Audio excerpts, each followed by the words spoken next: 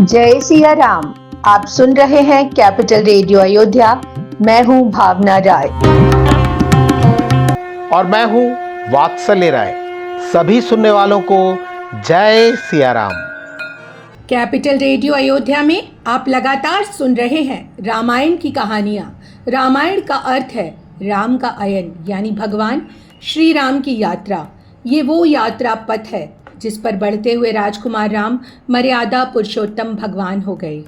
पिछले एपिसोड में हमने आपको कथा सुनाई कि कोप भवन में रानी कैकेयी को मनाने गए राजा दशरथ उनकी बातें सुनकर कैसे व्याकुल हो उठे। अगर आपने वो एपिसोड नहीं सुना है तो हमारे YouTube चैनल और Facebook पेज पर जाकर सुन सकते हैं। उसका लिंक भी हम डिस्क्रिप्शन बॉक्स में साझा कर रहे हैं। और अब आगे की कथा। गोस्वामी तुलसीदास जी महाराज कहते हैं कि राजा दशरथ ने रानी कैकेयी से कहा, जिए मीन बरु बारी बिहीना, मन बिनु फनिक जिए दुख दीना, कहूँ सुभाऊ न छल मन माही, जीवन मोर राम बिन नाही। मछली पानी के बिना जीवित रह सकती है, मणि के दुख को सहते हुए सांप भी जीवित रह सकता है, लेकिन बिना किसी छल के सत्य बताता हूँ कि श्री राम के बिना मेरा जीवन नहीं रहेगा। वो मेरे प्राण हैं। रानी कैकेयी, आप तो मुझे बहुत प्रिय हैं, यही सोचकर मैं कह रहा हूँ, जीवन राम दरस आधीना। मेरा जीवन तब तक है जब तक मैं श्री राम को देखता रहूं, उनके दर्शन करता रहूं। राजा दशरथ की इन बातों का रानी कैकेयी पर कोई असर नहीं हुआ।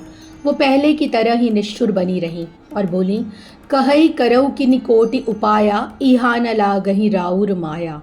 हे राजन, आप करोड़ों उपाय कर लीजिए, लेकिन यहाँ आपकी कोई माया नहीं चलेगी। श्री राम साधु हैं और आप तो सयाने साधु हैं। श्री राम की माता भी भली हैं। आप सभी को मैंने अच्छी तरह पहचाना है। जस कौशल्या मोर भलता का, तस फल उन्हीं देव करिसा का। कौशल्या ने जिस तरह मेरा भला चाहा है, मैं उन्हें भी वैसा ही फल चखाऊंगी। होत प्रात मुनि बेस धरे, जौन राम बन जाहि, मोर मरुन राउर अजस, नृप समुझई मन माहि। राजा दशरथ, आप साफ साफ सुन लीजिए। सुबह होते ही अगर श्री राम मुनिवेश रखकर वन नहीं गए तो आप मुझे मरा हुआ देखेंगे और आपके माथे ही इसका अपयश आएगा। ये कहते हुए रानी कैकेयी खड़ी हो गई। वो क्रोध में जल रही थीं। लखी नरेश बात फुरिसाची, तियमिस मीचु सीस पर नाची। गई पद बिनय कीन्ह बैठारी, जनि दिन कर कुल होस कुठारी। राजा दशरथ को लगा कि रानी कैकेयी के रूप में मृत्यु उनके सर पर नाच रही है। राजा दशरथ ने फिर से प्रयास किया। रानी कैकेयी के पैर पकड़कर उन्हें बिठाया और विनती करने लगे, रानी कैकेयी, आप मान जाइए। रघुकुल के लिए आप कुल्हाड़ी तो मत बनिए। मांगु मात अबही देवतो ही, राम बिरह जनि मारसी मोही। आप मेरा सिर मांग लीजिए, मैं अभी आपको दे देता हूँ, लेकिन श्री राम को अलग करके मेरे प्राण मत लीजिए। आप श्री राम को यहीं रहने दीजिए। रानी कैकेयी, मैं आपसे भी कहता हूँ कि अभी मेरी बात मान लीजिए। जब तक आप जिएंगी आपकी भी छाती जलती ही रहेगी। राजा दशरथ व्याकुल हो गए। विनती करते करते उनका शरीर शिथिल हो गया, उनका कंठ सूख गया और धीरे धीरे उनकी आवाज़ निकलनी बंद हो गई।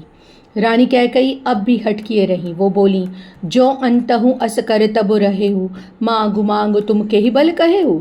राजा दशरथ, अब आपको ऐसा ही करना था तो किस कारण से आप मुझे बार बार कह रहे थे, मांगिए जो मांगना हो मांगिए। दुई की होई एक समय भुआला, हसब ठठाई फुलाब गाला। राजा दशरथ, जान लीजिए, दो बातें एक साथ नहीं हो सकती। कोई भी गाल फुलाए और ठहाका मारकर हंस भी ले। छाड़हूँ बचन की धीरज धरहूँ, जनि अबला जिमि करुणा करहूँ। तनुतीय तनय धाम धनु धरणी, सत्य संध कहूँ तृण समबरणी। राजा दशरथ, या तो आप अपने वचन को तोड़ दीजिए या फिर अपने हृदय से कहिए कि वो धीरज रखे। किसी अबला स्त्री की तरह रोना धोना मत कीजिए। जो लोग सत्य के रास्ते पर चलते हैं उनके लिए शरीर, स्त्री, पुत्र, घर, धन और पृथ्वी सब तिनके के बराबर कहे गए हैं। राजा दशरथ अब कातर स्वर में बोले, आप चाहे जो कह सकती हैं रानी, यह आपका दोष नहीं है। लागेउ तो ही पिशाच जिमी, कालू कहावत मोर। मेरा काल पिशाच की तरह आपके साथ लग गया है, वही आपसे ये बातें कहला रहा है। भरत को मैं जानता हूँ, वो कभी भी युवराज का पद नहीं चाहते। आपकी ही बुद्धि फिर गई है। ये मेरे ही पापों का फल है जो विधाता मुझसे मुंह फेर बैठे हैं। मैं तुम्हें आज ही बता रहा हूँ कि जिस अयोध्या को आप उजाड़ रही हैं वो फिर बसेगी। गुणों के धाम श्री राम की प्रभुता को सभी देखेंगे, सारे भाई उनकी सेवा करेंगे।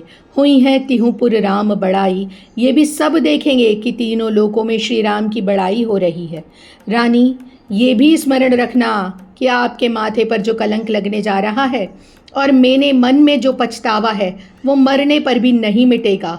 अब तेहि नीक लागु कर सोई, लोचन ओट बैठ मुँह गोई। रानी कैकई, जाओ, अब जो ठीक लगे वो करो, मेरी आंखों से दूर हो जाओ, मैं तुम्हें देखना ही नहीं चाहता हूँ।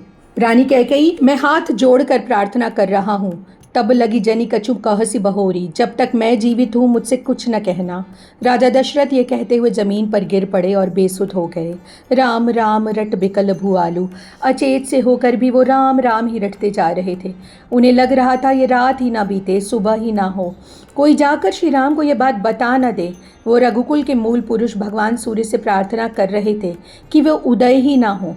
राजा दशरथ विलाप करते रहे। सुबह हो गई। राजद्वार पर वीणा, शंख और बांसुरी बजने लगे। राजा दशरथ को उनकी आवाज़ बाण जैसी चुभ रही थी। अयोध्या में हर किसी को भगवान श्री राम के राज तिलक की प्रतीक्षा थी। मंत्री हो या सेवक, सभी सोच रहे थे ऐसी क्या बात हुई कि तड़के जाग जाने वाले राजा दशरथ अब तक सोए हुए हैं। जाहु सुमंत्र जगावहु जाई, सुमंत्र जी को जिम्मेदारी दी गई कि वो राजा को जाकर जगाएं। सुमंत्र वहां पहुंचे और स्थिति परिस्थिति को देखकर डर गए। पूछने पर कोई कुछ उत्तर ही नहीं दे रहा था। रानी कैकई के महल में पहुंचकर राजा दशरथ को बेहाल और बेसुध देखा तो सुमंत्र के प्राण सूख गए। वो कुछ पूछ ही नहीं पा रहे थे। तभी कैकई बोली, रामु रामु रटि भोर किय, कहु ना मरम महीस। सुमंत्र, राजा दशरथ ने राम राम रटते हुए सुबह कर दी, कारण क्या है? कुछ बता ही नहीं रहे। आनहु राम ही बेगी बुलाई, जाइए और शीघ्रता से श्री राम को बुला लाइए। सुमंत्र जी ने कुछ नहीं पूछा, लेकिन उन्हें लगा रानी कैकई ने ही कुछ किया है। वो जल्दी से जल्दी भगवान श्री राम के पास पहुंच जाना चाहते थे, लेकिन पांव आगे बढ़ ही नहीं रहे थे। वो सोच रहे थे भगवान श्री राम से क्या कहेंगे। भगवान राम ने सुमंत्र जी को आते देखा तो उनका आदर सत्कार किया। उन्होंने जैसे ही भगवान राम को कहानी बताई, वो सुमंत्र जी के साथ चल दिए। भगवान राम को इस स्थिति में जाते जिसने भी देखा वो चिंतित और व्याकुल हो गया। जाई दीख रघुवंश मनि, नरपत निपट कुसाज, सहम परे उलख सिंह नहीं, मनहु वृद्ध गजराज। भगवान राम ने राजा दशरथ को देखा। वो बहुत ही बुरी स्थिति में थे, मानो किसी सिंहनी को देखकर बूढ़ा गजराज सहम कर गिर पड़ा हो। इस एपिसोड में इतना ही। अगले अंक में हम आपको सुनाएंगे आगे की कथा।